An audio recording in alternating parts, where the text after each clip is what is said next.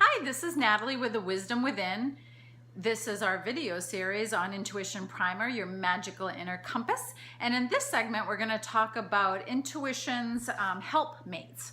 So as I kind of alluded to in the last episode where I talked about how I sometimes use creativity and play in my classes to loosen people up and to help them overcome doubt, fear, anxiety about being able to connect to their intuition, playfulness and creativity are two of the best helpmates to working with your intuition. So if you're at home and you're trying to connect with your spirit guides or working with oracle cards or just sitting quietly asking questions of spirit and waiting, being in waiting mode to receive information, sometimes it helps to do playful exercises. And I have a bunch of those that we use in my classes and workshops, and I'll be covering some of those in my upcoming blogs. But just know, approaching things sort of playfully and creatively, rather than trying too hard, will serve you much better.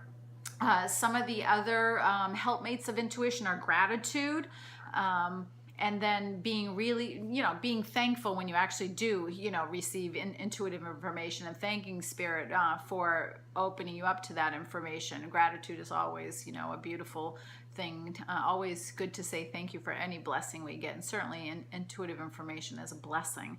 Also, the working on being more aware, and this is why I'm a big advocate of meditation. Well, I'm a big advocate of meditation for so many reasons, but one of them is because it really helps you to tune into your intuition. You actually cultivate the awareness that you are not your thoughts and that there is an observer behind the thoughts, so you're able to more easily disengage from your thoughts to go into receiving mode to receive your intuitive information. So just cultivating awareness is a helpmate of intuition.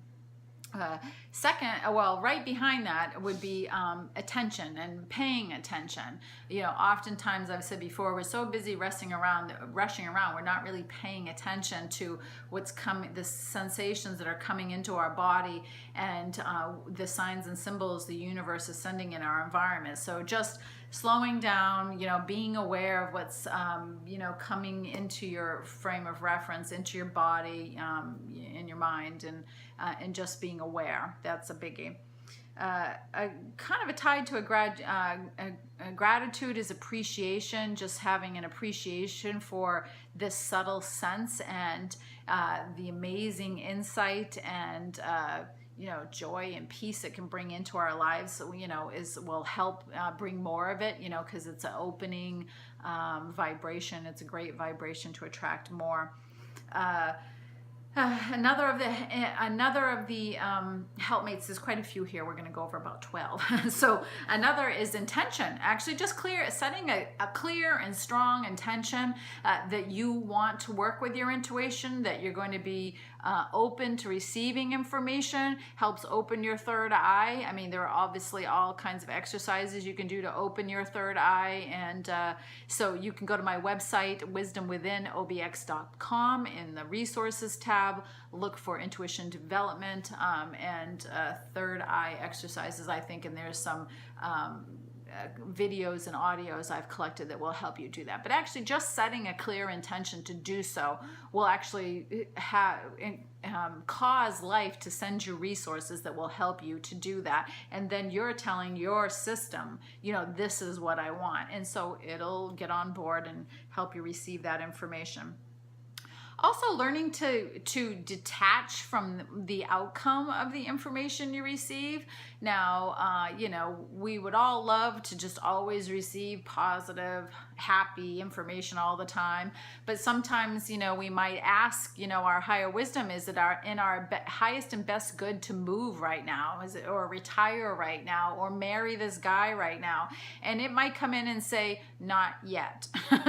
And you might not like that, So learning to detach from the information, or at the very least to document what it says despite whatever action you take, is a really good idea, because it comes through, as I said, in a very factual kind of way, no emotion attached to it. It's always coming through trying to serve your best interest, despite, you know, kind of emotionally what you may be attached to or wanting. So just be aware that one of the helpmates to intuition is learning to detach. And again, I put awareness and meditation together, but they've separated out here. Meditation, again, helps you cultivate that observer, you know, that ability to sit back and be aware of, this is what's my thoughts and this is what's intuition. So cultivating a meditation and the observer.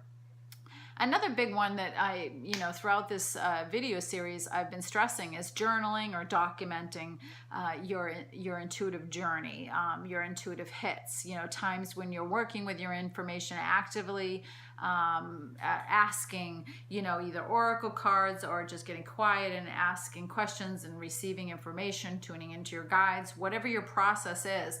But just documenting what you asked, what method you used, and what came in. And over time, you will be amazed at how accurate that information is. And when it seems off, you'll also learn, oh, that's because my emotions were a little too wrapped up into that, or my ego was set on this particular outcome. So you'll learn from that process as well. So I'm a big advocate of, you know, both meditation and journaling, because journaling to me is also documenting in this process.